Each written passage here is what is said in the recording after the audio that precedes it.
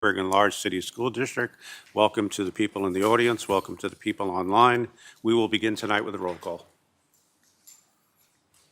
Miss Christine Bello. Here. Miss Thomasina Bello. Here. Miss Boucher. Mr. Bergarelli. Miss Burks. Here. Mr. Duray. Present. Mr. Howard. Here. Mr. Levenstein. Here. Miss Politi. Thank you, sir. We're going to move on to item 1.2 with the winter card contest winners. I'll turn it over to Dr. Manning. Good evening. I would like to invite Ms. Kristen Johnson, who's ascending to the podium, our Director of Fine and Performing Arts, to the podium to present our winter contest winners.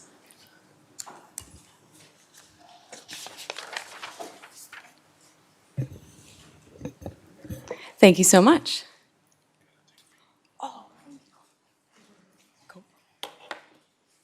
Okay, good evening. I am Kristen Johnson, the Director of Fine and Performing Arts here for the New Bergen Large City School District. We're so excited to announce the 5 winners of our 12th annual Superintendent's Winter Card Contest. This annual contest showcases the incredible artistic talent of our students.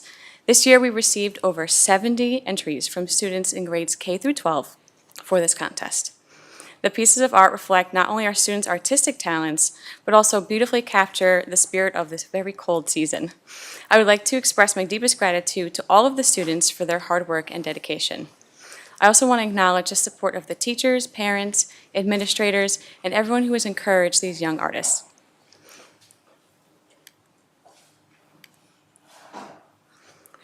Our first artist is a student at Gardnertown Leadership Academy, and their art teacher is Miss Claudine DeLagle. Their beautiful piece up here is entitled Christmas Tree. Please welcome and join me in congratulating Brianna Guevara. We know she's en route, so we'll hopefully we'll be able to give her certificate in person. We know she's on her way.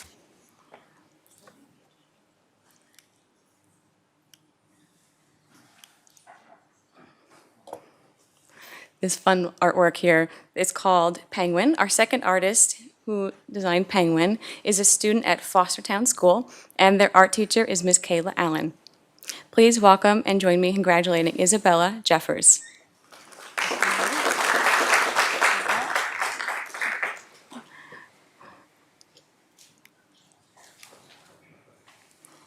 I know our third artist is here, and they are a student at Heritage Middle School. This is their artwork here, and their art teacher is Miss Catherine McCarthy. Please welcome and join me in congratulating Jai Gang.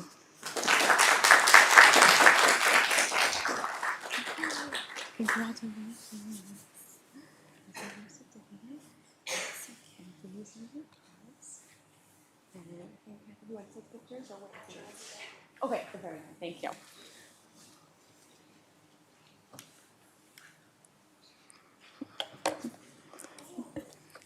Aren't these beautiful? They're all just so beautiful. I just love seeing it. This was the hardest contest this year to judge. It really, really was. Our fourth artist is a student at NFA main campus, and their art teacher is Miss Catherine Gabrielle. Please help me congratulate Raquel Rios.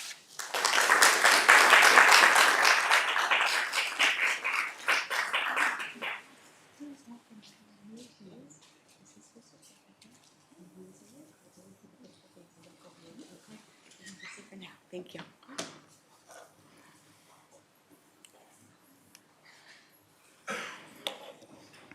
Our fifth and final artist is a student at NFA main campus, and their art teacher is also Miss Catherine Gabrielle. Their piece up here is entitled Home for Christmas. Please welcome Alyssa Ramos.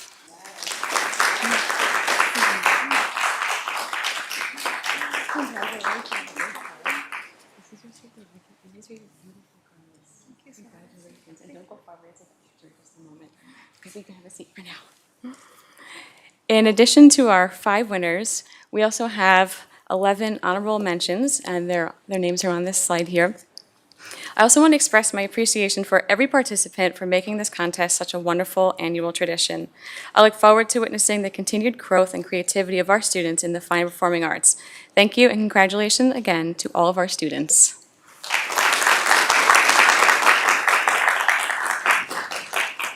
We have our beautiful winners come on up. We're going to take a photo. Bring your certificates and your cards. And let's have their wonderful art teachers join them as well. Oh, okay.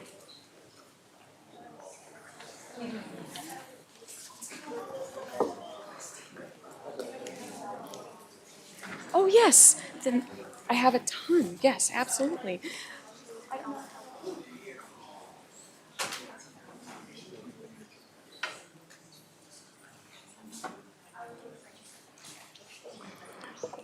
I'm told she just came, so I wanted to introduce our first artist, who is a student at Gardnertown Leadership Academy, and their art teacher is Miss Claudine DeLagle. This beautiful piece, Christmas Tree, was designed by Brianna Guevara. Make sure I have the right one. Beautiful job. Can you hold one more thing?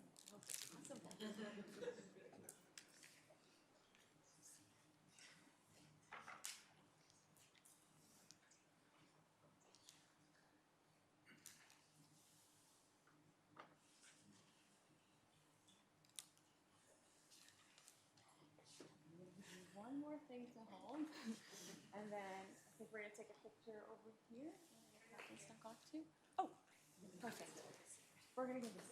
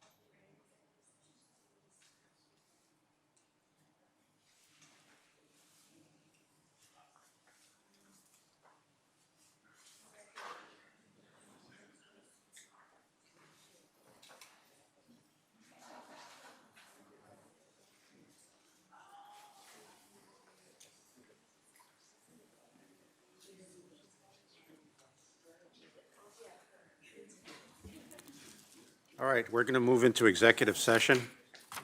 Be it resolved that the Board of Education hereby recesses into executive session for the following purpose: matters made confidential under FERPA, matters leading to the employment of particular employees or corporations, employment history of employees or corporations, collective bargaining under the Taylor Law, and to obtain advice from legal counsel.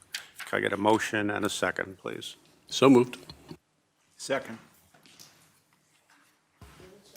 Roll call. Ms. Thomasina Bello? Yes. Ms. Boucher? Yes. Mr. Bergarelli? Yes. Ms. Burks? Yes. Mr. Duray? Yes. Mr. Howard? Yes. Mr. Levenstein? Yes. Ms. Christine Bello? Yes.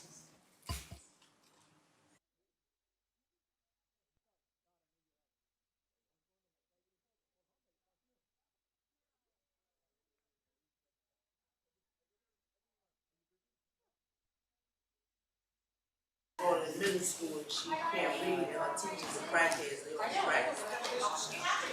Bills, homework. I wanna know what's up. Thank you. We're back in public session, and tonight the Pledge of Allegiance will be led by Ms. Morales. Shawty, they all on crack at Guinea Avenue.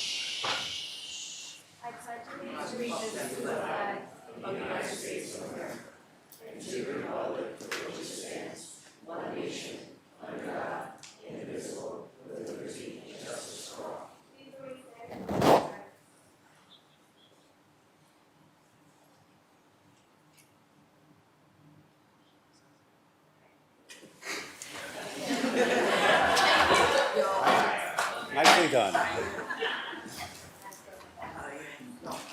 All right, before we move on to public comment on agenda items, just to reground us, I mentioned we're going to talk about or share the vision and the mission every meeting. So our mission as the Goldback community, we will educate and empower our students to build their futures and support the community.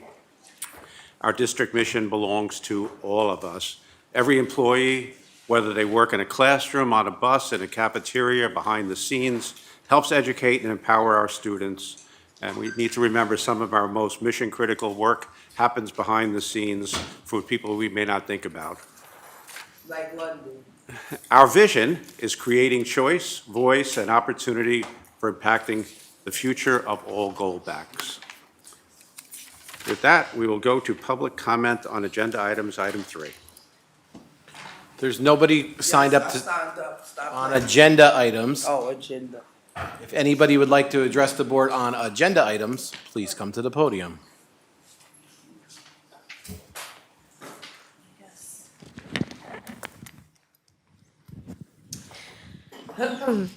Hi, Tracy Wallace. I'm just going to briefly go over just 5.4 resolution and salary adjustments. So I've been following the federal cuts, and I'm just, worried about so many things, right? Housing, education, everything. There's federal cuts just coming from everywhere. So, I mean, everyone needs an increase in salary, of course. Everyone's doing their job. Our district is, doing the best they can in everything that they do. I'm just wanted to add to be mindful of, any adjustments that we make, salary or any really fiscal adjustments to ensure that with these cuts, that we're careful in making sure that the children have the resources and the right funding and the right places and our reserves and anywhere we get our general funds and anywhere we're doing, that we're being mindful of our resources during these times. That's it. Thank you. Thank you. Is there anybody else that would like to address the board on agenda items? If so, please come to the podium. Okay, we'll move on to non-agenda items. First person signed up to speak on non-agenda items is Carla Johnson. Good evening. So I really don't come to these meetings unless I got problems. And the problem I'm having is this, right? Rob Gowacki, if you listening, I don't care. The teachers there, everybody on crack. So let's start with this. When you go to Rob Gowacki's office, it shows in that big screen of his that my daughter levels is from the bottom and they rising to the top. She's progressing. But then when I go to the class to meet these two teachers that's on drugs, because they got to be something wrong with them. Something really got to be wrong with them, because they tell me that my daughter don't talk. My daughter's like a mute. My daughter bites her nails. My daughter don't like them because she don't like them because I don't know if they high and they not paying attention, but they not teaching her nothing. And then they send me stupid letters like, oh, you don't send your daughter to school. What's the purpose of sending my daughter to school if she not learning anything there? They're not teaching her anything. She has an IEP. What services is she getting with her IEP? Why is she in 21st century, whatever it's called? She come home, mommy, we learned this. No, we need to be reading. We need to be learning how to read. So in her IEP, she got identify. You could give her any word to ask her what it means. She could tell you what it means. She could give you a sentence on it, but she can't read the word and she can't identify the word. I'm asking for another evaluation for for reading. And now this is what I'm asking for. I want an outside independent evaluation done on my daughter because y'all failing her. Not all of y'all, but y'all don't even deal with her every day. It's them two teachers in that classroom. What are they teaching her? They tell me my daughter don't know nothing, but Mr. Gowacki says that she knows she's coming along. And then another thing, let me tell everybody here. When I meet anybody in this district, the next person tell me, oh, I'm not racist, I got black people in my family, it's a problem. It's a problem because if you got to tell me that that you're not racist, that you married into black people in your family, you clearly got a problem. And another thing I don't like, oh, I got an IEP too, so that give me the pass for me not to curse you out because something wrong with you? No. So I need to know right now why nobody hasn't come to talk to me about this IEP. My daughter is going to the 6th grade next year. That's big. I don't even know what middle school she going to. But what I do know is that she's reading on the 1st grade reading level. And can't nobody help me with nothing? She white. She gets services. I'm black. I don't get no services. So is it a race thing that my daughter, or they put her in dance because she's a chubby girl. Maybe they think she needs to lose weight. They don't think that she needs to be in a reading program so that she can learn how to read. And you, I got something to say to you too. I need you to help get reading programs. I need you Excuse to me. pay attention. I Excuse need you me. to understand that I need Johnson. reading Ms. Johnson. sources for my Excuse daughter. me. Is you gonna tell me something about reading? No, Then don't I'm not- interrupt me. all So I com- need you to help get sources so that my daughter could get reading programs. Because Ms. if it's Johnson. reading programs in the district, why my daughter's not in one?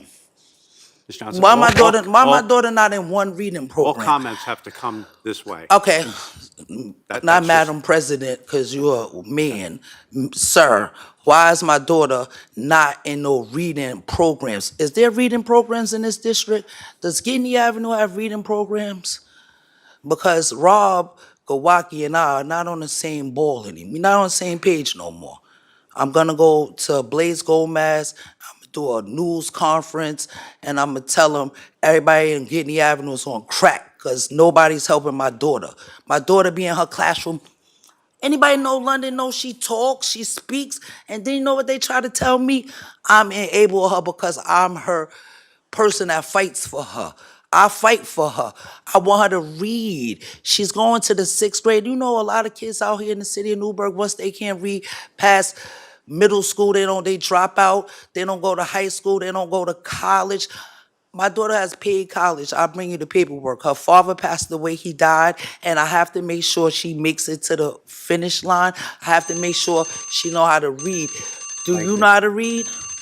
Do your kids know how to read? Time is Or expired, do your ma'am. kids got an IEP to help them read? Because I heard with the IEPs, you time get a has little more expired, time ma'am. and help, people to help her. Where's the services? Don't touch me. Where's the services? Your time has expired. You get Where 5 are minutes. the services for my daughter's IEP? Now, since y'all won't have him here, Superintendent, I love you, I do, but the last time I was here, you had this lady right here say that someone was gonna talk to me about my IEP, and nobody hasn't talked to me. This nice lady right here, she sees Excuse when I'm me. angry and upset, and she tries to help me with my Ms. Johnson, IEP. Ms. I would Johnson, I'm like to trying to know. be I'm very trying to be. courteous. Yeah, I'll You're help vote over- you in, and I want to know what's up with the IEPs. Why nobody's explaining the IEPs to me about my daughter? I want her to learn how to read. She going to 6th grade next year. 6th grade, she reading 1st grade reading level, but Mr. Gawaki office said that it's going up, but the 2 teachers said she can't read. We're gonna call So for a who's recess, lying? please. Yeah, recess. Fuck it.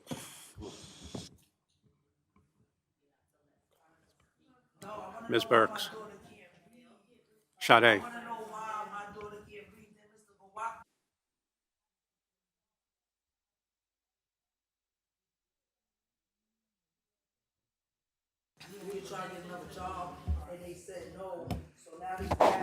Carla, And GAMS trying to help Carla, people. Carla, we hear Fuck you. outta here. I know y'all. I hear you, Carla. Y'all don't hear me. Carla, I hear you. Y'all don't. Nobody. I hear you, hears me. Carla. I hear Nobody you. hears. We Nobody hear you, don't Carla. that. Everybody here kid. Carla, we hear you. Everybody here kid can read. Everybody kid here got college. Everybody kid here smart. My daughter can't read. I I'm think- still in that school with the crackheads every day for them to babysit her. They not my babysitters. We hear you. No, nobody hears me until I start. The board will go into recess for 5 minutes. They hear you. Nobody don't hear shit, yo. Can I go, John? Fuck outta here. Can I go? Can I speak? Session.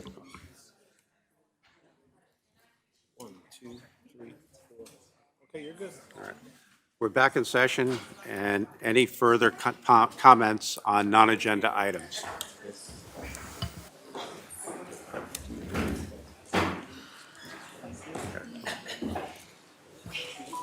Good evening. My name is Anita Spencer Smith, and I am a teacher at GAMS. Good evening. As you see, I do not look like I am on crack. I am a very good teacher at what I do. I have been teaching this is my 27th year teaching, and I am, We'll give you your time back. okay, no problem. I just do not want my name dragged through the mud from what Stand by. I We'll do, give you and your I time back. do a very We- good job. We will give you your time back. Let this person exit, and we'll give you your time back. That was a threat that all of these people in this classroom heard. All right, you can start the clock. He fucking sent you here because I pre-warned y'all. I pre-warned y'all I was coming here. Y'all know I was coming to tell the board. So bitch, that's why you here. You here because he fucking sent you. Wait till I come to school tomorrow. And I will call the police. Please continue. Okay, You have the floor. okay. I really don't have much to say. I just am going to defend myself and those teachers and administration that work at GAMS. I do not take drugs of any kind, not even a Tylenol. Teachers I work with also do the same. We do an awesome job with our students. I have been teaching, this is my 27th year, and I get results.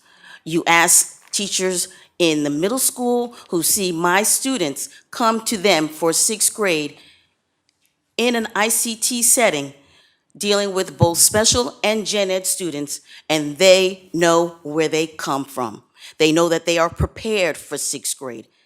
I might be strict, but strict is needed in order for students to understand what they're going to be looking for when it comes to sixth grade. I've taught kindergarten, I've taught fourth grade, I've taught sixth grade, and I've taught fifth grade. And I am gonna pat myself on the back because I do the work. I put in the work and the job gets done. Thank you. Thank you. Ms. Burks. Thank you, John. Mr. President, first of all, I would like to say thank you to all of the teachers within our district. I'm a TA myself. I have students, and when I see a need, I know how hard we try to fit that need, especially if we know the child is not getting everything they should be getting at home. And it's stressful. I'm dealing with it now with the student of myself, and I really don't know how to help this child, but I'll figure it out. So I do understand. As a parent, I've been where Carla is, and I understand her frustration, and it may be coming at the wrong people. But what I do see is a parent that has came here multiple times and asked for help. And now she is what some would say out of control. But she's frustrated. Those are tears of frustration. She has a child who she sees there's a problem. The teachers are telling her a problem. And then you have higher ups that are telling her something different. It's confusing and it's frustrating. And then when she sat down, although she was out of line, she was sat down and then she was made to feel like she has to shut up. That doesn't feel good to a parent. That was me 3 years ago, and that is what made me start attending board meetings and made me start advocating and fighting for my son. We gotta do something different. Because for her to sit there and get like that, that means she's been crying out over and over again. And I know personally, and I speak with personally, and I see the trouble that she's going through. So it's not, you can't just always shut the parents down. She's been crying for help, so y'all wait till she get like this.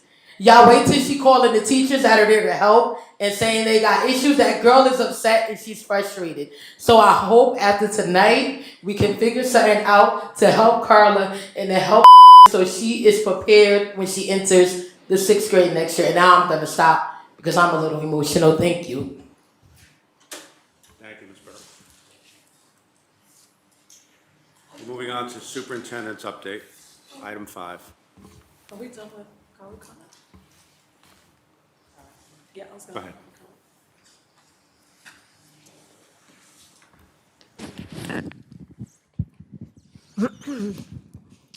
Sorry. Tracy Wallace. I'm speaking as a community member, not as a representative of my employer. So I've had kids in the district for many years, and we've had to fight for services as well for different services, and it's very difficult as a parent in the district when you live in a community and you sometimes live in a district where not all teachers are the same. I'm sure we've all grown up where we've had teachers that we couldn't deal with or teachers that we had to live through. There are teachers that really helped us and really molded us into the people that we are today. So I can see Carla's frustration because even if you're sitting at an IEP meeting and even if your child was moved from a regular class to then a 12 one-to-one to then an ICT and your child's being moved over and over and over and over and the school's offering all these resources and your child is still struggling, as a parent is very hard because you want to do the best you can for your parent. So seeing someone from the district, seeing Sade and all the things that as a parent is very difficult. I definitely see this as it takes a community. It takes a community. It really does. And when you see someone like Ms. Carl, some people want to just judge.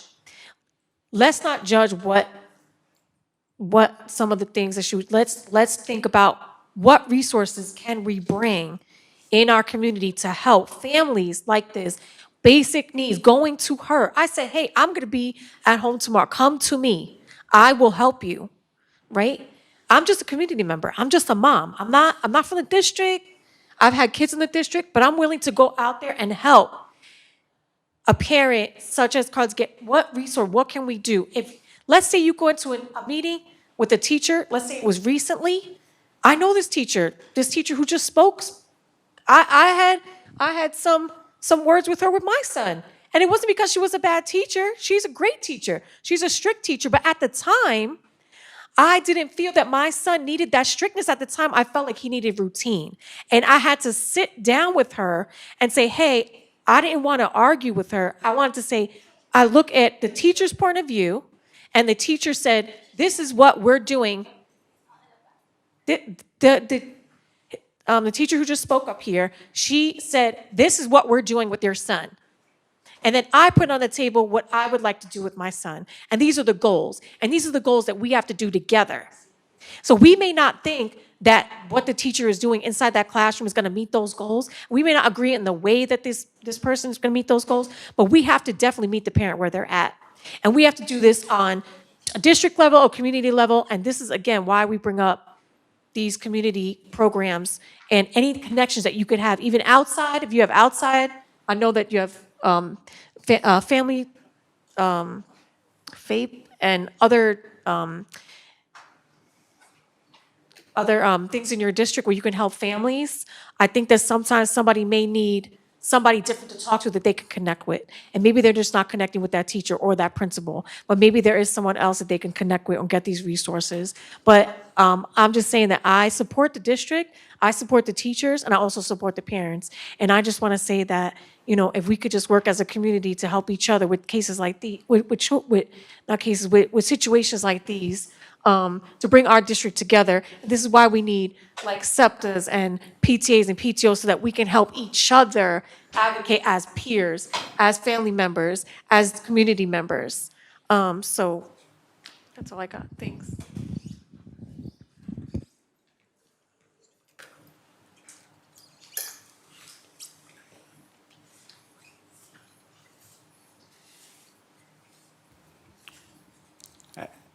I would just like to say something.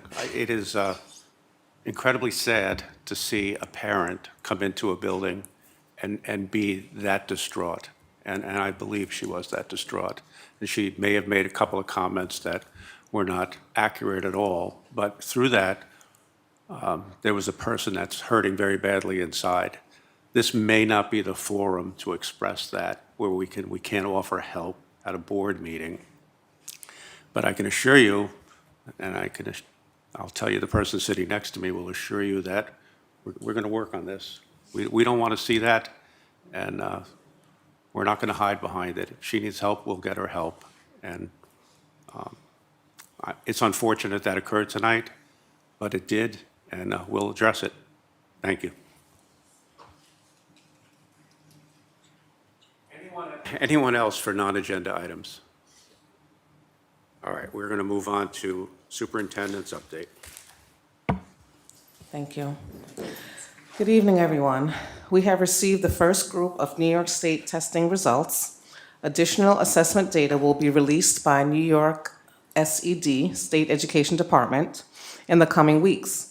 As these results become available, our instructional teams will continue to review and analyze the data to inform curriculum planning, instructional support, and school-level decision-making.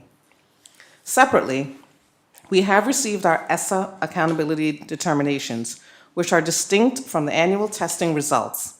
These results are still embargoed. These determinations reflect the state's evaluation of school and district performance under the federal Every Student Succeeds Act. In January, when NYSED releases this information statewide, we will provide a full Board of Education presentation. A comprehensive presentation of both the New York State testing data will be provided at the upcoming January Curriculum Committee meeting. Overall, we're looking forward to the day that the information is free to share with our community. Next, I want to share an update for our teachers. In early November, we began collaborating with the NTA leadership and building administration to address aspects of the teacher contract related to instructional materials. A standing committee of administration and faculty in each school has been established to review policies and address concerns regarding textbooks and classroom supplies. Building leadership is actively meeting with teams to ensure their input is considered. To support classroom needs, all teacher contract members will receive a $100 supply allocation. This allocation is intended to help you select materials that are most needed for your instruction and to address potential gaps that often occur late in the school year. This is a system that works well in other districts and is an approach we are trying in Newburgh to give our teachers more autonomy over their own classrooms. Further details, including how to access and utilize your supply allocation, will be shared shortly. We encourage you to take full advantage of this opportunity to support your classroom. Thank you for your continued dedication to our students and for working collaboratively to meet the instructional needs of all learners. Mr. Howard. Thank you, Mr. President.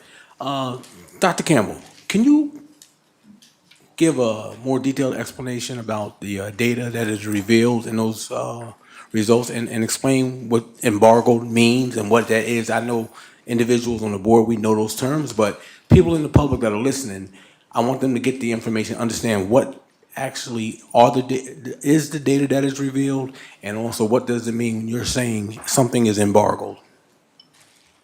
So I thought about that. The word embargoed means that it is still held by the state, and we do not have the authority to release it as of yet. And this is really speaking to the school-wide, district-wide data, which reviews our English language arts, our numeracy, as well as our graduation and regents results. So although the state is in receipt, there are some districts who are filing appeals, and so it is not yet available to us to share. Thank you. You're welcome. Okay. 5.2. Thank you. Mr. Tom Ritzenholler and Ben Ailing will present capital project updates from CS Arch and Jacobs. Thank you. Thank you. Good evening. I'm Tom Ritzenthaler with CS Arch, and with me Ben Ailing from Jacobs, the construction managers for the various projects at Newburgh Schools. I'm going to go a little off topic real quick just to highlight for those that weren't in attendance, but last month, November 20th, there was a special workforce development panel discussion held at Pamela's on the Hudson with a lot of industry leaders and as well as your superintendent who represented the district incredibly, really highlighted all of the great things that Newburgh is doing to support workforce development, especially with the construction of the CTE building. And it was very well received by really a packed house that we had that night, moderated by Connor Eckert from the Orange County Partnership and had Steve Newhouse as our keynote speaker. So I just wanted to highlight and congratulate her for that. It was a terrific evening. I appreciate that. So with that being said,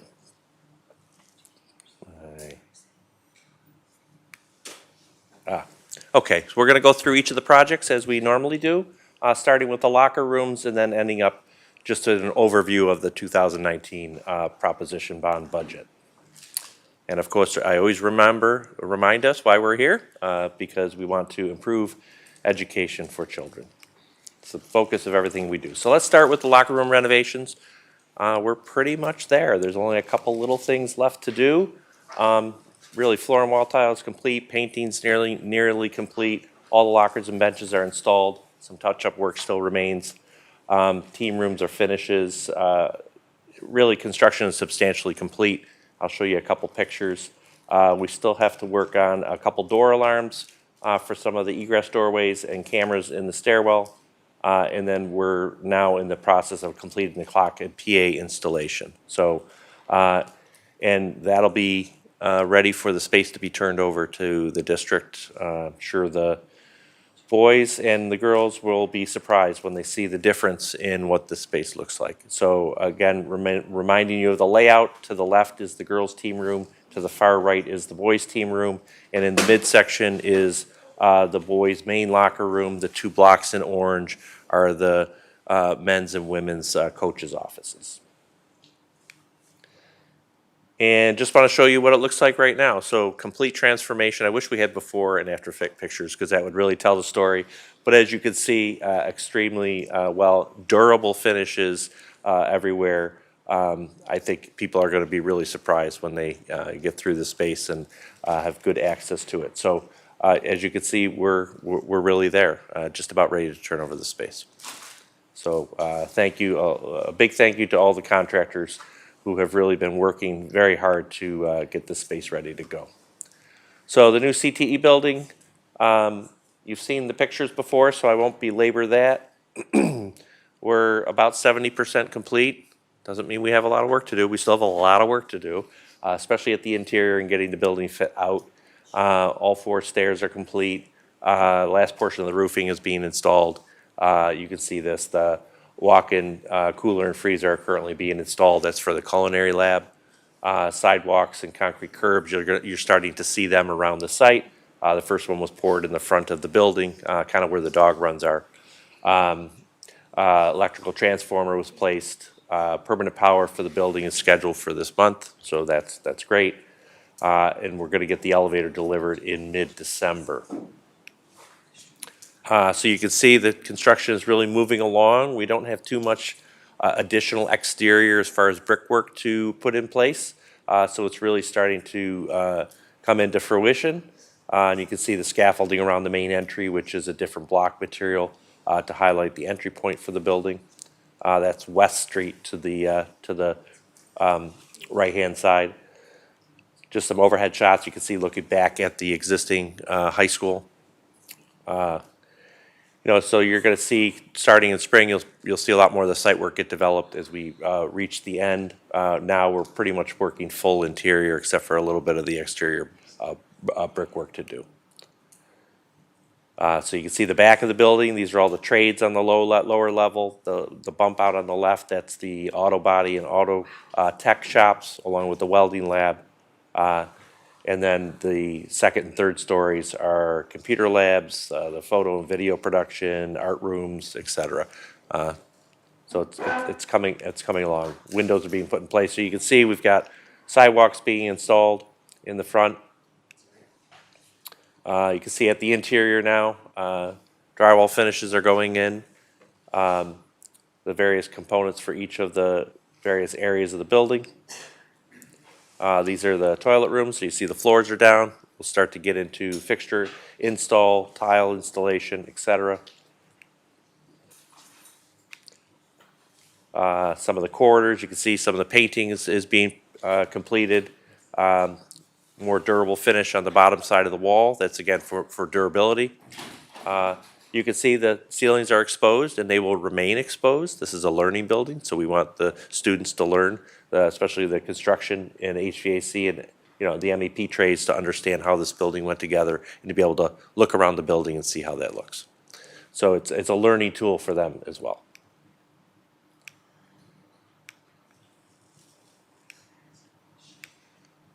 And this thing doesn't like me. Oh, I went too far. Did I go too far? All right, so from a cost standpoint, just going to point out a couple of the things. This is the accounting that we've had every month. So really, at the bottom, we still have a remaining contingency of just under $5 million, and we hope to try to keep it that way. We have had a couple change orders which the board has seen of late. We transitioned one storage area to food service office, so there was a change order associated with that. We had to install some additional ventilation and such for that purpose. But I think the board's seen all the others from previous. Or this is from the last meeting? All these are from the last meeting?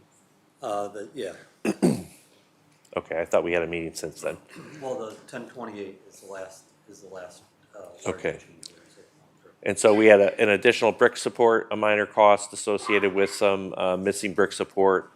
We had some fencing revisions that was actually a credit back to the district, as you can see. Some outlet locations for the mirrors had to be adjusted in the culinary. Knee wall supports for the culinary as well. And then some enlarged chaseways to coordinate with the actual ductwork after the shop drawing process. So some of the chases had to get enlarged for that purpose.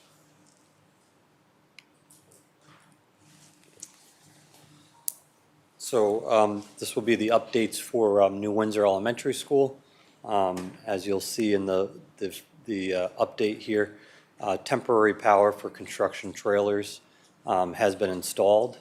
As of this month, site contractors are wrapping up their fall work and stabilizing the site as the general contractor is starting to get underway with the excavation work as it relates to the foundations. They also set up the temporary wall in the corridor in the existing building to separate the construction side from the building occupant side. Work will happen on day shift for the new addition and second shift for renovation work in the existing spaces. And then again, as mentioned, general contractors started digging for the foundations. This is a picture as of November of kind of the site work that's happening. There's a little bit more that's starting to happen as it relates to the excavation of the building foundation and footings. Next is an update on Prop 5 Phase 1, district-wide AC and electrical upgrades. This project is substantially complete and has reached that substantial completion. This was mainly completed over the summer. There's been some punch list and some commissioning work that needed to happen. So there's not really physical pictures of new updates to show, but there was upgrades to the majority of the mechanical equipment in the Gidney Avenue, Meadow Hill, and Temple Hill schools.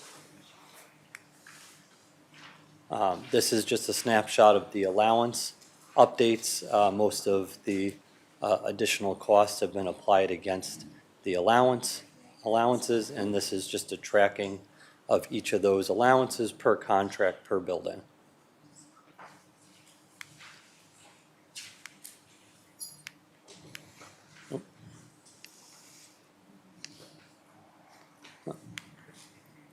Proposition 5 Phase 2 HVAC upgrades is the next program.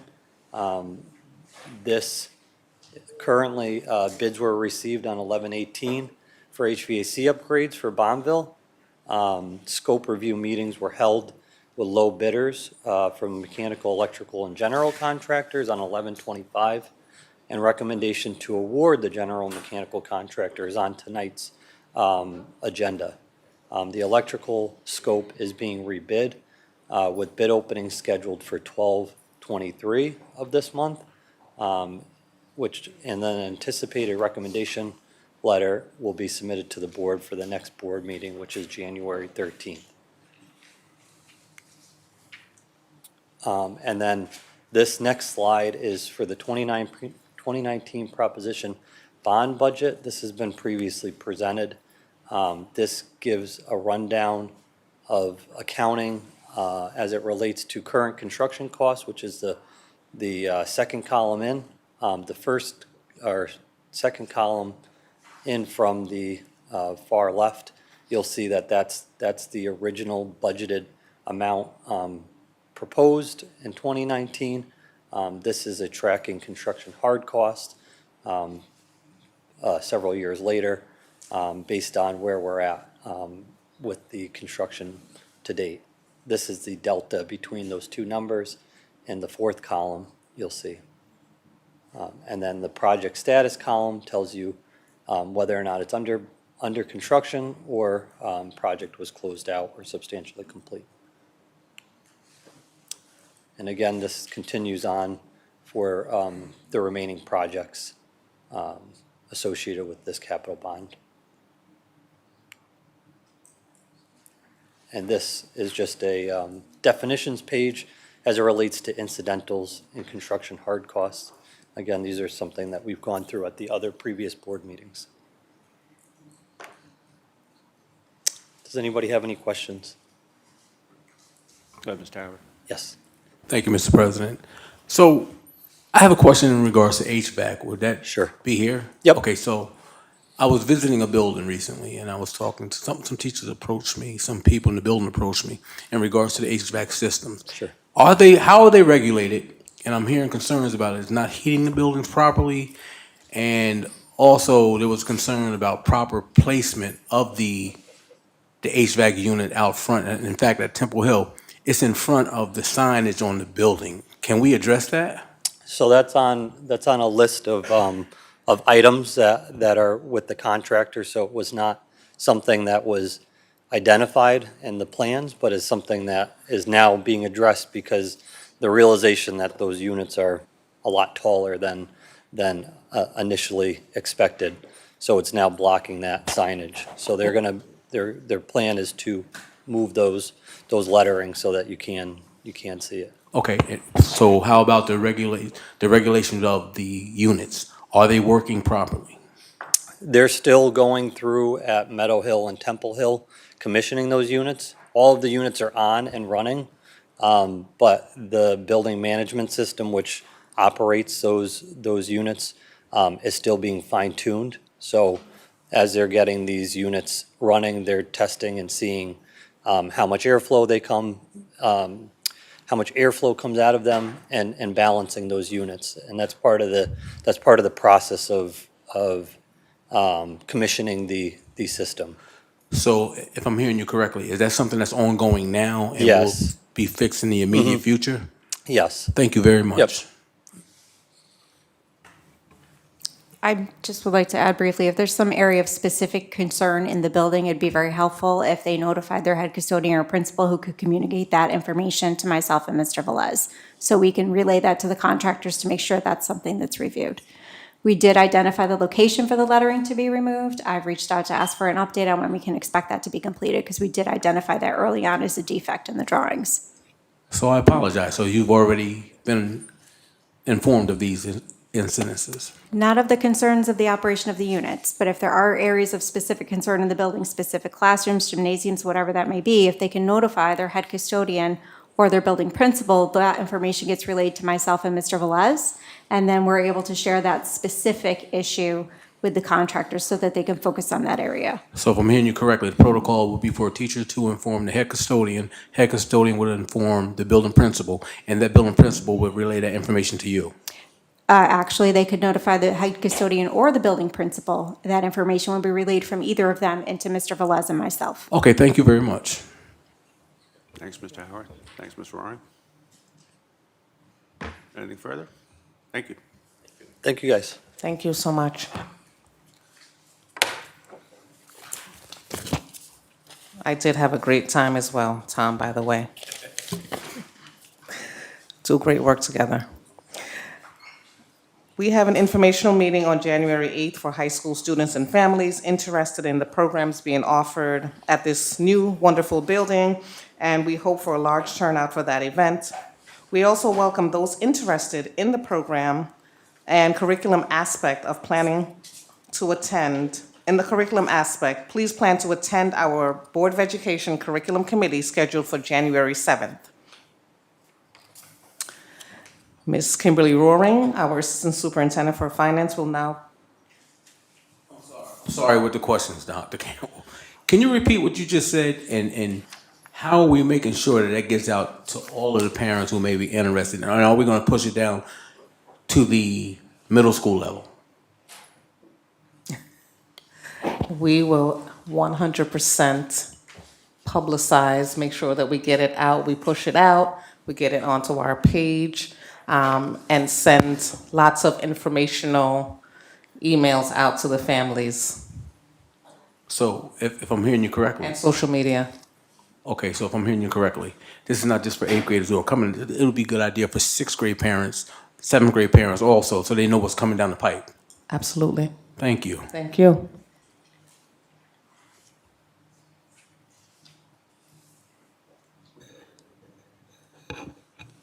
Good evening. Good evening. So as the first step in our budget development process, each year we provide the board with an update of how that process is anticipated to go.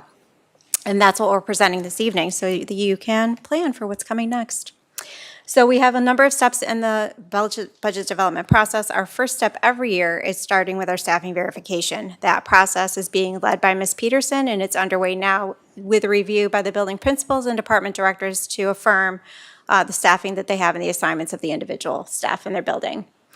We're also reviewing retirements and any vacancies that we have in our staffing to determine what may be necessary to remain as we plan for 26-27 versus what may be an opportunity to recognize some savings. Are there going to be any curriculum changes?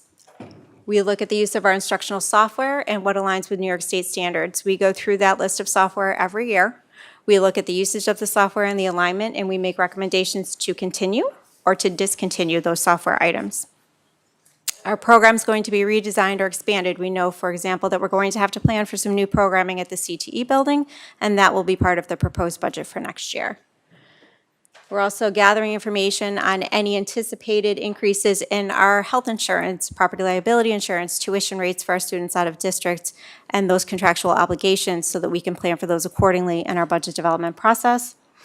And we are again this year, I'll say, providing opportunities to our buildings and departments to make additional funding requests and to make minor maintenance requests. Those requests are due into my office on December 17th.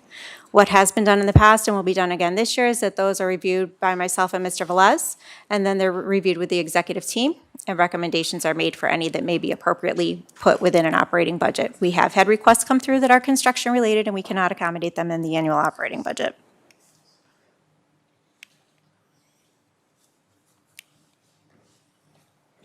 So I talked a little bit about the staffing review. We do engage our principals and our directors in reviewing the staffing, both confirming what staffing levels are in each building and what staffing is necessary next year to maintain programs and operations for our students.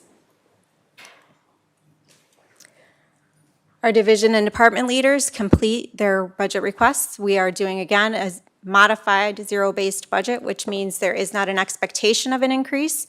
We are looking at those expenditures each year to make sure that those remain necessary and critical to the success of our students and meeting the district strategic plan.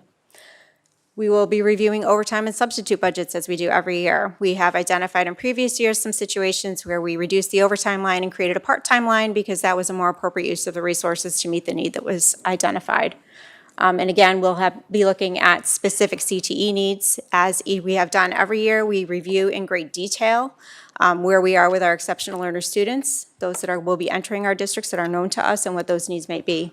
As you may recall from last year, we had a fairly significant increase in out-of-district tuition due to a number of new students presenting themselves and needing those services. This talks a little bit more about those opportunities that we give our building principals to make additional funding requests and the minor maintenance requests. This is really them saying, hey, I have this wonderful thing I want to keep in my building or I want to bring to my building, and this is how it aligns with the district's mission and vision. And that is considered by the executive team, and ultimately the superintendent will make a recommendation of funding around those requests.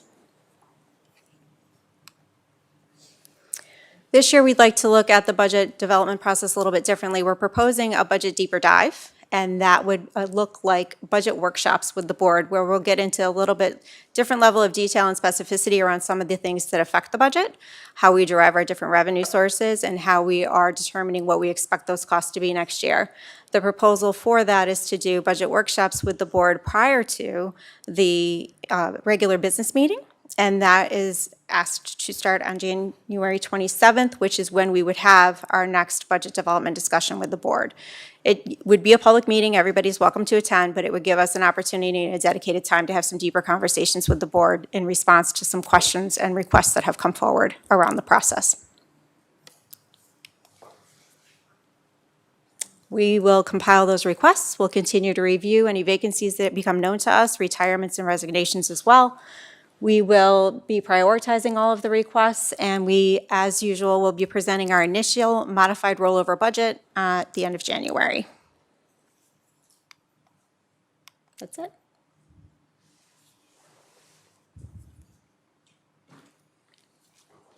Ms. Boucher.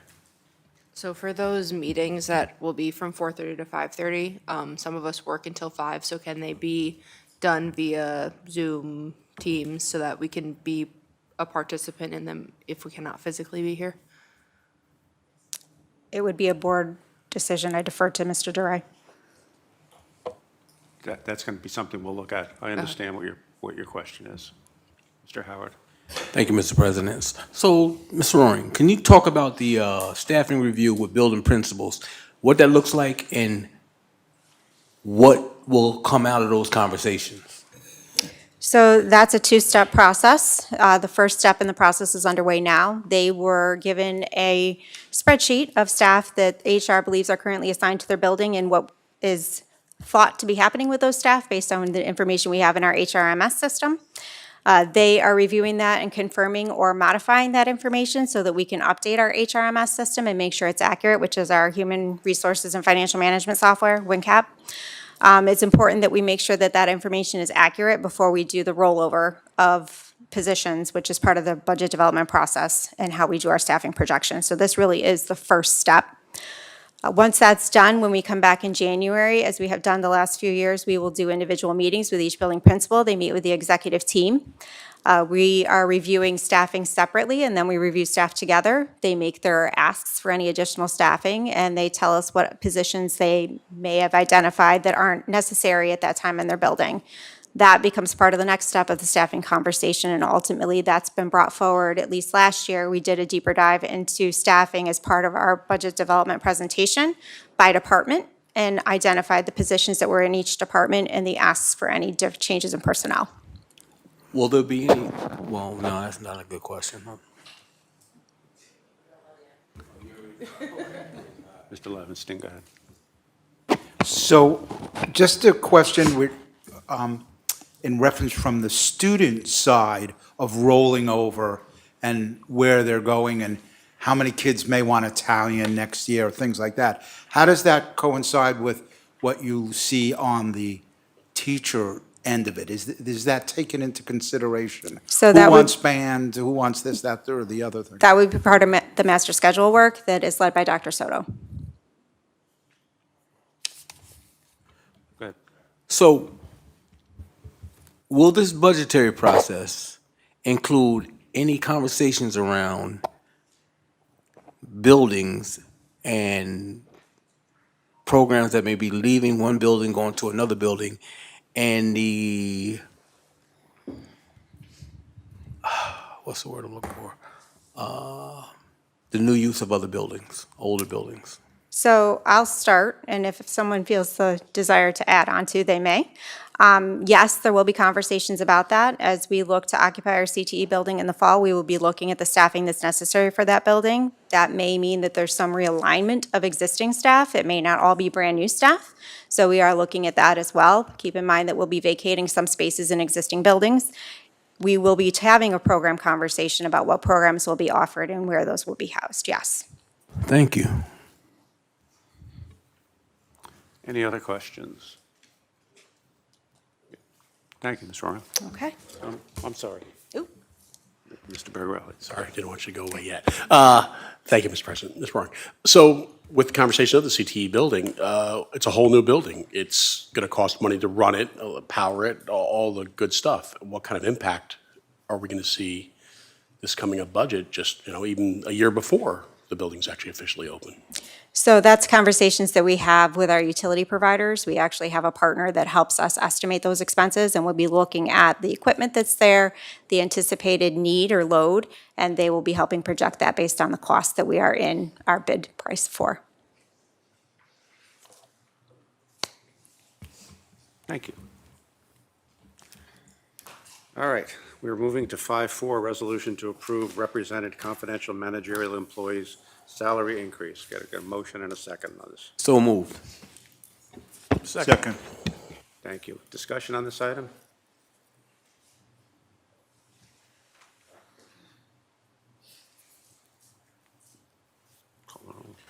Ms. Boucher, Yes. Mr. Bergarelli, Yes. Ms. Burks, Yes. Mr. Duray, Yes. Mr. Howard, Yes. Mr. Levinstein, Yes. Ms. Christine Bello, Yes. Ms. Thomasina Bello. Yes. Thank you. We're at item 5.5, resolution to authorize the superintendent to execute MOA with Orange County Department of Health. Got a motion and a second? Second. Thank you. Mr. Levinstein? I'd like to make a motion to amend Resolution 5.5. Okay. After Orange County Department of Health, the words, "and also with the Cornell Cooperative Extension" added. Thank you. Get a motion and a second to amend? So moved. Second. Roll call to amend. Mr. Bergarelli, Yes. Ms. Burks, Yes. Mr. Duray, Yes. Mr. Howard, Mr. Levinstein. Yes. Ms. Christine Bello, Yes. Ms. Thomasina Bello, Yes. Ms. Boucher. Yes. Thank you. Could we get a motion on the, and a second on the amended? Point of order. You just need a roll call on the amended motion, sir. Okay. We're done? Roll call on the amended motion. Ms. Burks, Yes. Mr. Duray. Yes. Mr. Howard. Yes. Mr. Levinstein. Yes. Ms. Christine Bello, Yes. Ms. Thomasina Bello, Yes. Ms. Boucher, Yes. Mr. Bergarelli. Yes. Thank you. We're at 5.6, resolution to authorize the superintendent of schools to execute a contract with Ulster BOCES. Get a motion and a second, please. So moved. Second. Discussion on this item? Good, sir. Ms. Burks, Yes. Mr. Duray, Yes. Mr. Howard, Yes. Mr. Levinstein. Yes. Ms. Christine Bello, Yes. Ms. Thomasina Bello, Yes. Ms. Boucher. Yes. Mr. Bergarelli. Yes. Thank you. We're at item 6.1, student board member update tonight. Ms. Morales will be presenting. Thank you. Hello, everyone. So I got a couple things to say because this is the only meeting in December. So some things that are going or has happened was last Friday, the NFA dance department presented Polar Express Winter Show. That was the 5th of December at NFA Main. The kids from GAMS were able to come, as well as the kindergartners from Foster Towns were able to come and see the show before they presented it again at 6 p.m. I attended the one at 6 p.m. It was amazing. It made me so excited for Christmas and the holidays, and I just loved it so much. And I knew some of the people that participated in it, so it's really nice to see. NFA is now going to be presenting A Christmas Carol that will be in the NFA Black Box, and tickets will be sold at the door. So it's $10 per person, $8 for those 85 plus and under 5 years old. The shows will be December 12th at 7 p.m. and then they have another one December 13th at 2 and at 7 p.m. Then the music department is currently selling Christmas carols. This is more like a student event where the students are able to buy Christmas carols for $5. It was, yes, $5. And the funny part is that students are able to buy for each class. So it could be a surprise, or you could tell the teacher in advance, but what's the fun in that? So it's a surprise. So it's a surprise, and you know, like the band kids come in and they play these music carols, and it's so amazing to see that the students do this, and it's a fun time. We also have our Spree Week this week, our winter holiday Spree Week, from the 15th to the 23rd, which is the half day before Christmas break. Monday will be holiday character. Tuesday will be anything but a water bottle day. Wednesday will be ugly sweater day. Thursday would be pajama day, holiday edition. Friday would be class wars. The themes would be seniors would be Santa, juniors would be snowmen, sophomores would be reindeers, and freshmen will be elves. Yeah. And then Monday, on Monday, we will be having winter accessories. So let that be gloves, hats, scarves. It's cold, so just, it's a good little holiday. And then Tuesday, we will be having PJ Day again because it is a half a day, and who just doesn't want to be comfy on a half a day? So, yes. And then we have some community services. NFA Student Council will be going to GAMS to read to the younger members of our district on December 17th. The NFA Student Council will also be allowed to be elves to deliver stockings to elderly at the Sesphere Nursing Home December 22nd. That's also known as the Lewis and Loretta stockings. If you're interested in donating stockings, which anybody can, please contact Ms. O'Neill. And if you are a student in high school that are interested, also contact her.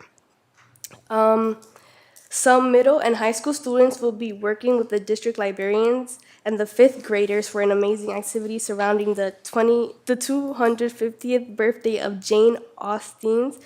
And they will be also having a tea party, and that would be taking place December 21st. So if you're interested or have any 5th graders out there that are interested, please invite them to the event and to have fun. And yeah, that's all I have for tonight. Thank you very much. All right. Item 7, Clerk of the Board. Thank you, Mr. President. I have the approval of the minutes from November 25th. Thank you. Got a motion and a second on approval of the minutes. So moved. Second. Roll call. Mr. DeRay? Yes. Mr. Howard? Yes. Mr. Levinstein? Yes. Ms. Christine Bello? Yes. Ms. Thomasina Bello? Yes. Ms. Boucher? Yes. Mr. Bergarelli? Yes. Ms. Burks? Yes. That concludes my items, Mr. President. Thank you, sir. Item 8, Assistant Superintendent of Human Resources. Good evening, Ms. Holder. Good evening, sir. I have item 8.1 to 8.20 for consent and consideration. Thank you. Would anybody like to separate out any of these items? Ms. Bello? 8:16, 8:17, and 8:19.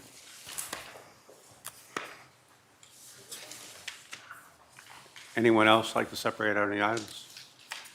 I'm going to take 8:20. Okay, could I get a motion on 8:1 to 8:20 minus 8:16, 17, 19, and 20?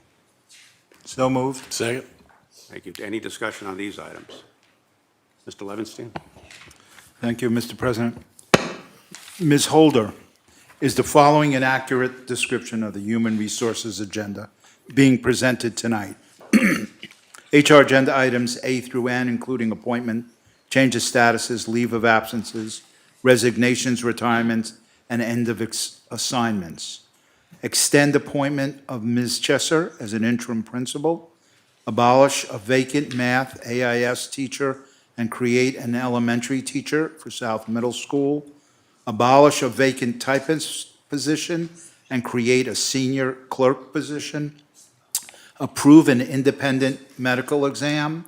rescind and approve a business administrator position to fix a clerical error, designate administrator bargaining unit leadership mentoring positions, create 2 teacher aide positions, create a teacher on special assignment as an instructional coach, and approve the following appointments. Empire After School appointments supported by the $1.4 million grant. 21st Century After School Program appointments funded by the 21st Century Grant. Gidney Avenue Instructional Practices Team appointments. Gidney Avenue SEP After School Program appointments. Homeschool teacher appointments. Rescind and approve winter coaches. CTE Planning and Transition Stipend Appointment. NFA Main Campus Design Stipend Appointment.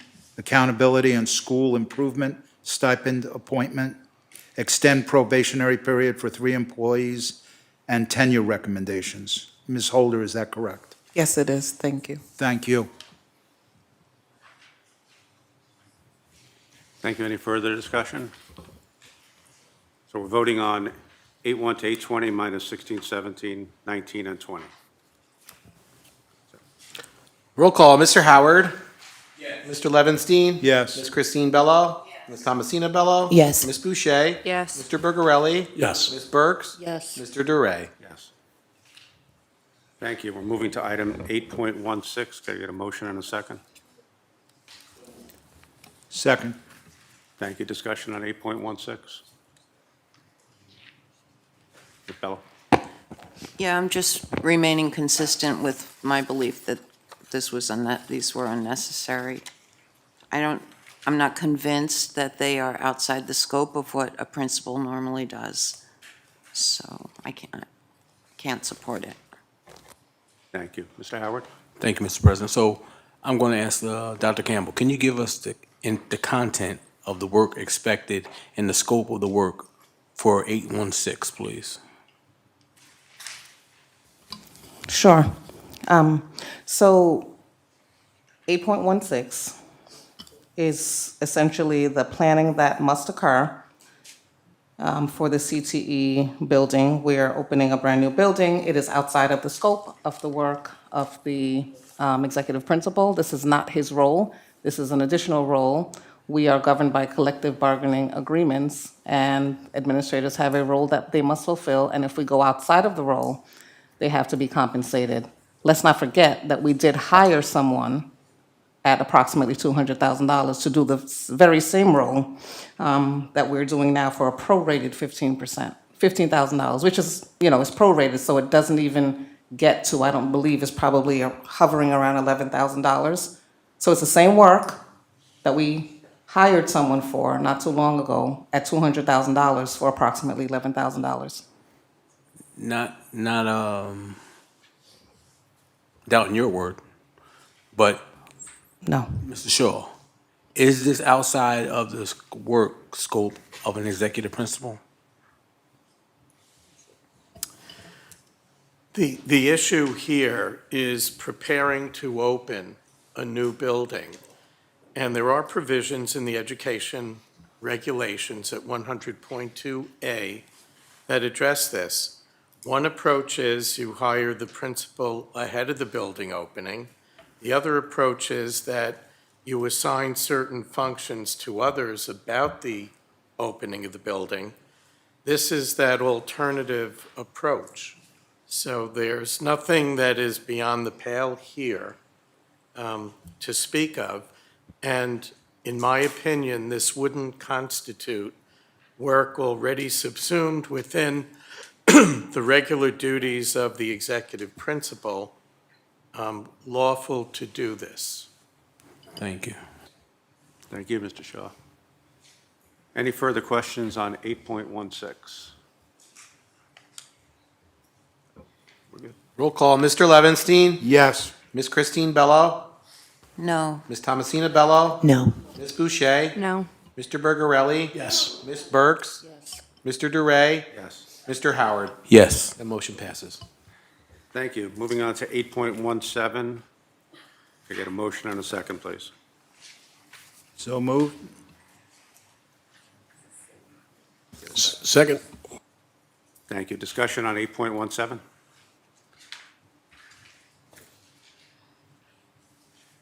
Okay. Roll call. Ms. Christine Bello? No. Ms. Thomasina Bello? No. Ms. Boucher? No. Mr. Bergarelli? Yes. Ms. Burks? Yes. Mr. Duray? Yes. Mr. Howard? Yes. Mr. Levinstein? Yes. That motion passes. Thank you. Moving to 8.19, please. Get a motion and a second? Second. Discussion on 8.19? That's it. Roll call. Ms. Thomasina Bello? No. Ms. Boucher? No. Mr. Bergarelli? Yes. Ms. Burks? Yes. Mr. Duray? Yes. Mr. Howard? Yes. Mr. Levinstein? Yes. Ms. Christine Bello? No. That motion passes. Thank you. We're moving to 8.20, resolution to approve tenure recommendations. Tonight we have Wendy Blanchard, Reading and Kidney Avenue. Congratulations on achieving tenure. It's a wonderful thing, and we appreciate it.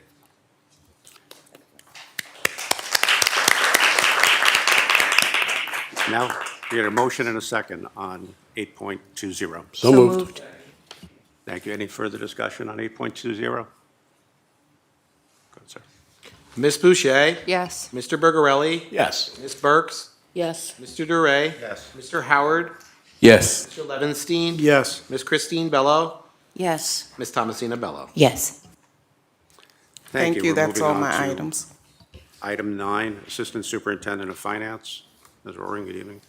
Thank you, Mr. President. The Finance Division presents items 9.1 to 9.12 for your consideration on routine consent this evening. Thank you. Would anybody like to separate out any items? Ms. Bello? 9.1 and 9.12. Okay. Anyone else? All right, can I get a motion and a second on 9.2 to 9.11? So moved. Get a second? Second. Thank you. Discussion on 9.2 to 9.11? Mr. Levinstein. I just want to point out 9.9 is a donation to the district from Hannaford Help Schools. They had parents sign up to donate by school, and they picked our schools. And it's a $2,400 donation that we will be able to use for our students. Thank you, Hannaford. Thank you for recognizing that. Okay, let's go. Gotta vote. Roll call. Mr. Bergarelli? Yes. Ms. Burks? Yes. Mr. Duray? Yes. Mr. Howard? Yes. Mr. Levinstein? Yes. Ms. Christine Bello? Yes. Ms. Thomasina Bello? Yes. Ms. Boucher? Yes. Thank you. We're back to item 9.1, resolution to accept claims auditor reports. Can I get a motion and a second? So moved. Thank you. Discussion on 9.1, Ms. Bello. Yeah, I did send an email asking for clarification. I didn't get a response. So there's 2 warrants in here, 3 invoices for food. So why is it charged and coded to BOE supplies? That's the first question. The second question is, why are we providing food for committee meetings or whatever meeting it is?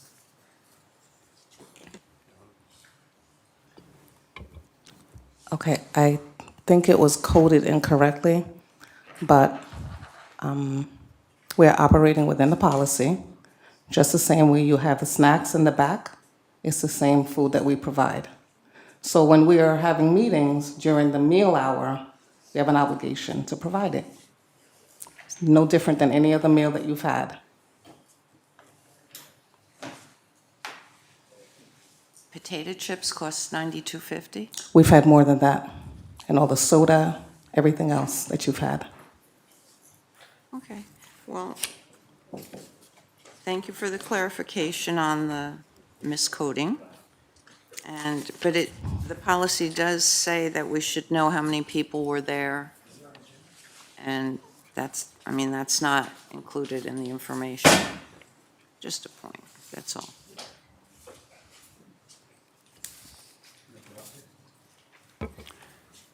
Any more discussion on 9-1? Go ahead. Mr. I- Levenstein. I saw the list of where that came from, and it seemed like, to me, it was parents or teachers were invited to these meetings. I don't think it was a regular committee meetings. Well, there's nothing served at committee meetings, but I got the impression that it was inviting the public to have discussions and participate, and that's why they bought a couple of pizzas. That's the impression I got. It's a standard district practice, and we're operating in policy. It's something we do every single day. So I am not sure why these items were flagged. We do it every day. And we're all recipients of that. If we look across the table, we all partake. Same policy.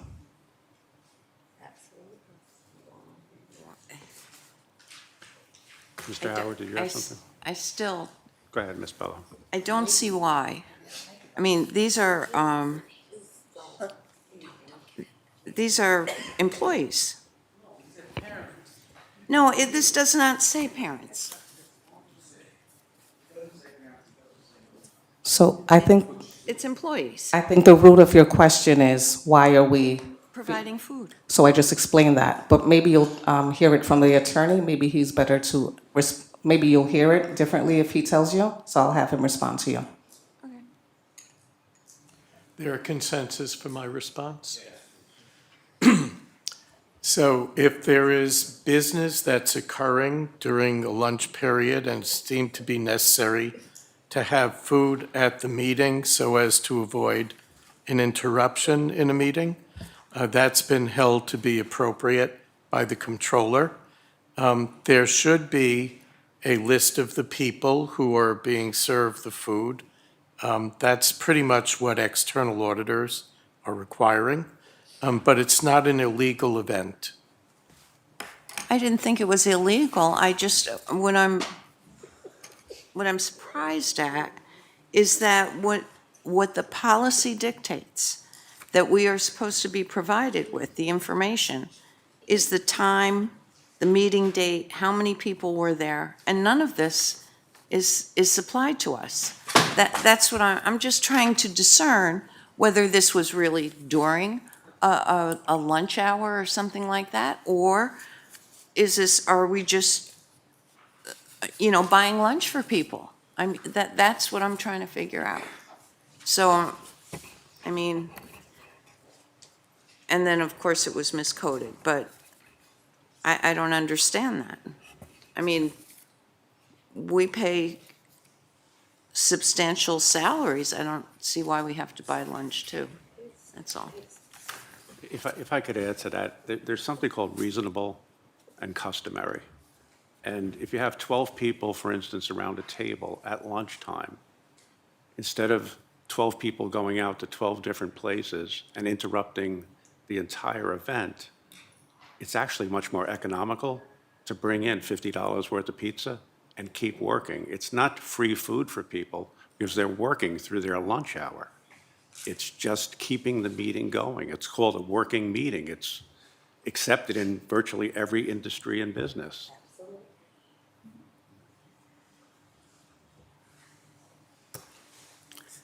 Anything further on 9-1?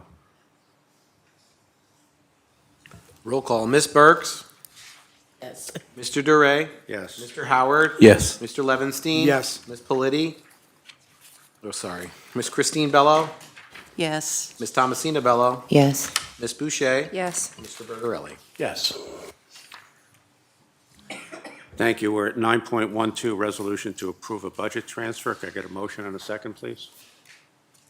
So moved? Get a second? Second. Thank you. Discussion on 9.12? Ms. Bello. Yeah, this was another email I sent asking for clarification, to which I got no response. But I was just, this is a transfer, and the majority of this transfer, in my opinion, is to pay for proper district charges. Then there's some of it that is for what is in my mind a questionable district charge. So I asked in my email if it could be separated into two resolutions so that I could do my due diligence and support a proper district charge. But the one that is questionable to me would be, I don't believe we should be paying it, but, so it has to all seem legal to me, every expense, or none of it is legal to me. So I don't know. I mean, that's why I wanted the resolution to be separated into two parts so that I could still vote for what was actually proper district charges. Thank you. Could you provide some detail as to what charge you don't think is authorized? May I provide a little bit of information based on the transfer request that was submitted to my office and the things that drove that dollar amount that might be helpful to the conversation? Sure, Ms. Ryan. So I received a budget transfer request from the district clerk because this is an area of the budget that he manages. The items that were identified were retainer expenses for our district council, a mediator expense, investigation, and commissioner appeals estimate. Those were the 4 items that were identified that drove this budget transfer that's before the board this evening as it exceeds the $50,000. Thank you, Ms. Roaring. Mr. Levinstein, go ahead, please. So, Ms. Roaring, I have a question for you. On Resolution 9.12, there is a transfer of monies to the legal fees ledger account. Is approximately $30,000 of this transfer of taxpayer funds being set aside for the district to cover costs of the current litigation brought against the district and its employees by a current board member and 2 community members? I'm one of them. Yes, that is correct. Mr. Howard? No, I was just going to suggest amend the motion.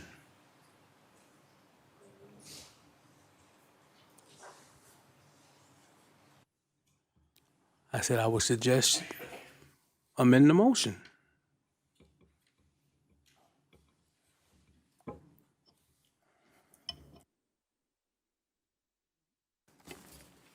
Then I'd like to make a motion to remove approximately $11,000 from this transfer.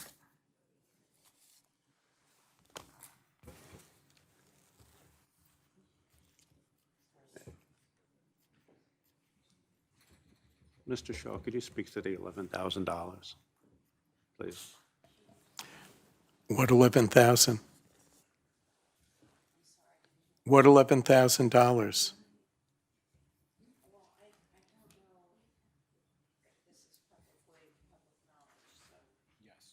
It is. It was board approved. It's public. What is it? I'm sorry. I don't believe we should be responsible for paying the legal fees when legal fees stem from disciplinary charges. I don't believe the taxpayers should have to pay for that. May I respond? Consensus to respond? Okay. So the $11,000 that you're referring to, I believe, was part of the settlement of litigation and charges with respect to the current superintendent of schools. You may recall that there was a litigation against the district. I believe it was under Title VI and Title IX, brought by an attorney representing the superintendent. And there was consideration for the withdrawal of those litigations and with general releases exchanged between the parties. And for the district's part, there was a withdrawal of charges and you know all of the circumstances about the charges and the lead up to the withdrawal. That, of course, was executive session content, but everyone on this board knew exactly about that. And the approximately $11,000 were the legal fees which the superintendent was charged in the preparation of the defense. You may also recall that there was a pause in the proceedings based upon the financial auditing that was going on. And after that was known to the board, the settlement was reached. So there is due consideration. It's a legal expense. It was voted by a majority of the board, at least a majority. So that would be the justification for the payment, and the district's claims auditor would be responsible for verifying the justness and the necessity of the payment. And if that's in the claims auditor's report as such, it's lawful for the board to accept the report of the claims auditor. Thank you, Mr. Shaw. Anything further on 9.12? Go ahead, sir. Roll call, Mr. DeRay. Yes. Mr. Howard. It hasn't been amended. Yes. Mr. Levinstein. Yes. Ms. Christine Bello.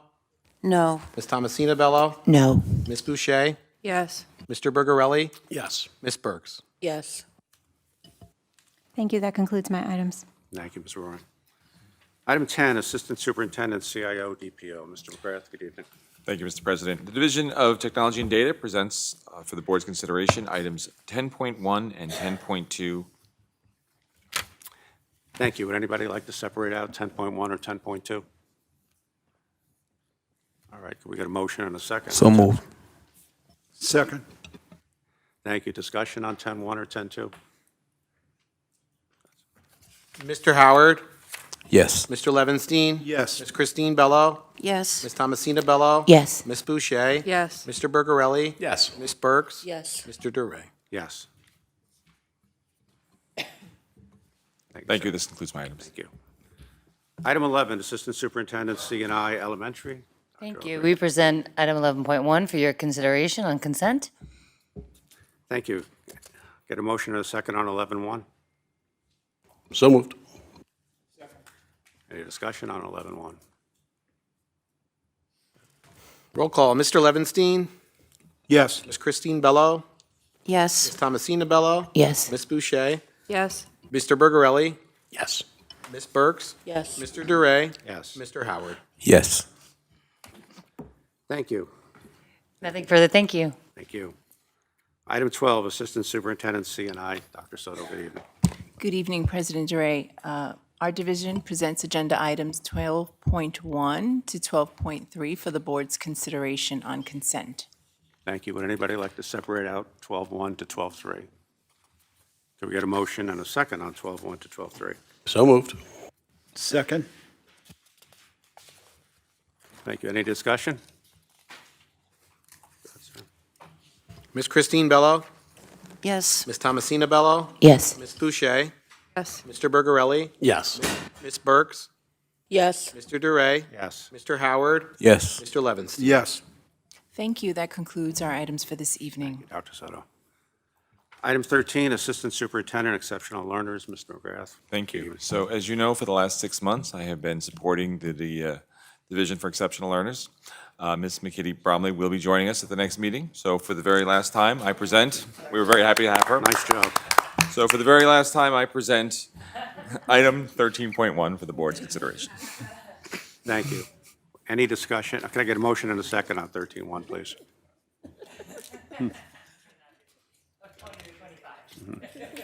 For this year, anyway. So moved. Did we get a motion and a second? There's a motion. You need a second now. Second. Thank you. Any discussion on 13.1? Go ahead, sir. Roll call, Ms. Thomasina Bello. Yes. Ms. Boucher. Yes. Mr. Bergarelli. Yes. Ms. Burks. Yes. Mr. DeRay. Yes. Mr. Howard. Yes. Mr. Levinstein. Yes. Ms. Christine Bello. Yes. Thank you. This concludes my items. Thank you. We're at item 14, public comment on agenda items, 2 minutes on any agenda item discussed this evening. Also, the same instructions for the board, if any of the board members want to speak. Would anybody like to speak on agenda items? Ms. McKenna? So this is not an agenda item, but I do think it's Andy's last meeting, isn't it, before he retires? So I would just like to recognize that, Andy, and say thank you.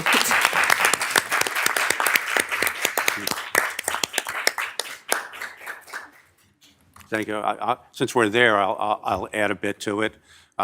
Andy has been with us for 24 years, and I've known him before I came to the board. We worked together a little bit, and he's one of those people with incredible what's called institutional knowledge. If you called him and said, I need the light fixture changed at a bathroom in Valesgate, he would probably tell you the make and model of the light fixture.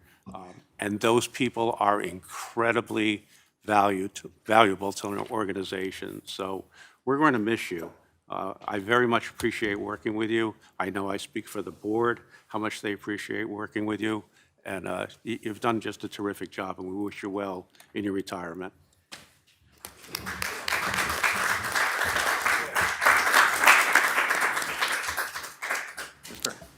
Mr. Haga. I'd like to add to that. I'd like to say congratulations on your years of service, Mr. Velez.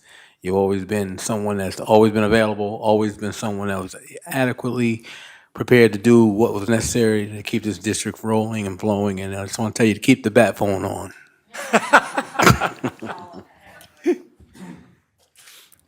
Don't worry. Every night before the snowstorm, we talk. He drives. He goes out every morning at about 2, 3, 4 o'clock. Then we touch base. So Andy, don't worry, I'm still going to call you to make sure that you're working with Ms. Coyne to get out there. This is a tremendous loss. I've been trying to convince you because you know that we lost some time, and I tried to use that to hook you back in, but we're happy that you're able to retire. You've done a great service to our district. You've worn many hats. You've stepped in at all times. I can't even imagine what it's going to be like without you being here. We talk all the time. You know where the oil tanks are buried. So we are still going to call you, so not to worry. We know that you'll be leaving the state, not too far away by flight. So we expect that we'll see you soon. And thank you for everything that you've done. You're a big part of our district, our community, and we know that you're not going too far, and we will miss you. And please make sure that you're still able to control the temperature in here. Thank you. I can say he's been training somebody very well on that. We'll be okay. Can I say something? We're good. Go ahead, Mr. Velez. Well, I want to thank you all for working with me and working for the district. When I leave, I'm going to be 1 month shy of 25 years. When I came here, I thought I was going to work here for 5 years and leave, and it's been an easy 25 years. It's good to work with all of you. I mean, I work with many board members in 25 years. Working with Dr. Campbell, like she said, we talked all the time. I think that Dr. Kimberly 10 times a day. My last call every day is to Kimberly, or she'll call me, or we'll text something. It's a good district. I know people say things about our district, but it's a district that is very good. I'm proud to work here with all of you. Some of you have my personal cell number. You can call me. I'm going to give you a year's grace. After that, I'll turn it off. No. But again, thank you. Thank you for the 25 years of the privilege to work here with all of you. Thank you very much. Thank you.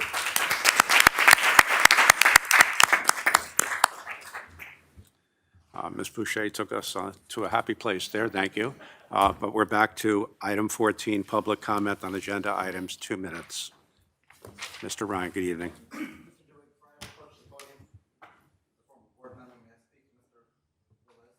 Speak with him or to him?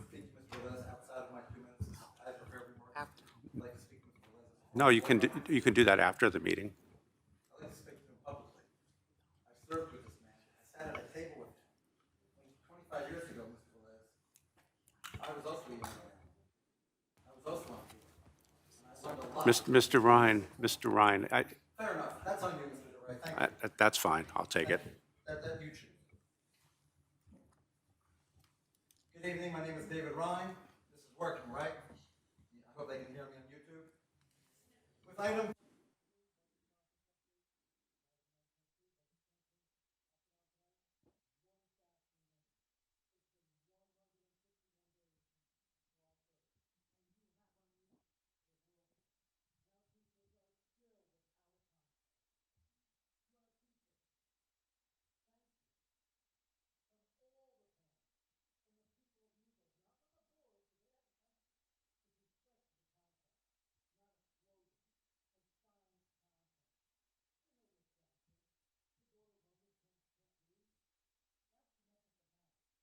the Torah teaches, Patach pich la'ayilim.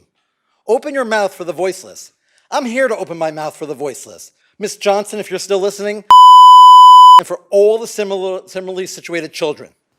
If this board can approve a director of finance, a director of communications, a PR company, a lawyer, a superintendent's contract, extra money for Onyx Peterson, then you can prioritize the people who teach to read.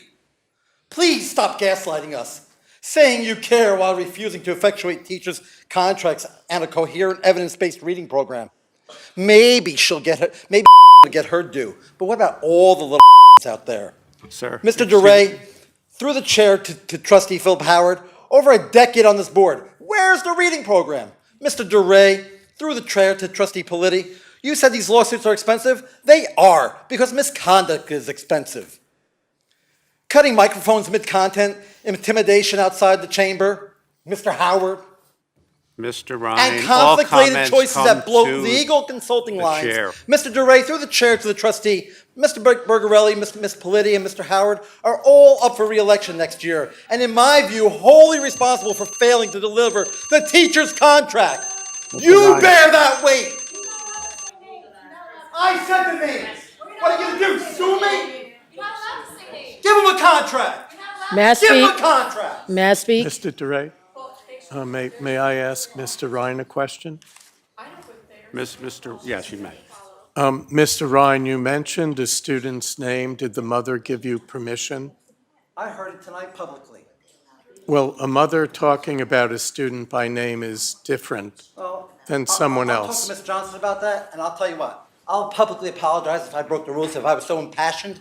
But maybe if you took care of the of the world, I wouldn't have to step to the microphone and answer you and your cohort who hide behind bloated salaries. Thank you very much. Mr. Ryan, the reason I'm asking this of you is what would end up being posted on YouTube. Without a prior written consent from the parent, the district may take out that part of your I'm fine with speech that. where the name is. If you drop just the name, because you're very good. I mean, look, I've seen you do countless, you asked me a question, I'm gonna answer you now. Excuse me, no, I was engaged by your attorney. I am pro se. I'm not understanding because we set Carla Johnson down when she got up No, here. you didn't. She and talked for an extra spoke- 3 minutes. No, we set her down and we She talked for an extra 3 had her minutes. leave the meeting. She talked for an extra So 3 we are minutes. I not watched being it. fair. You lied. This is You discrimination. lied. You lied. And it's You not lied. fair. You lied. The rules You need to be lied. set You for lied. every resident that comes up here to speak. Thank you. To adjourn. Motion to adjourn. You don't care about teachers. You lied. I The second motion the and a motion second. to adjourn. All those in favor, please say aye. Aye. Meeting adjourned.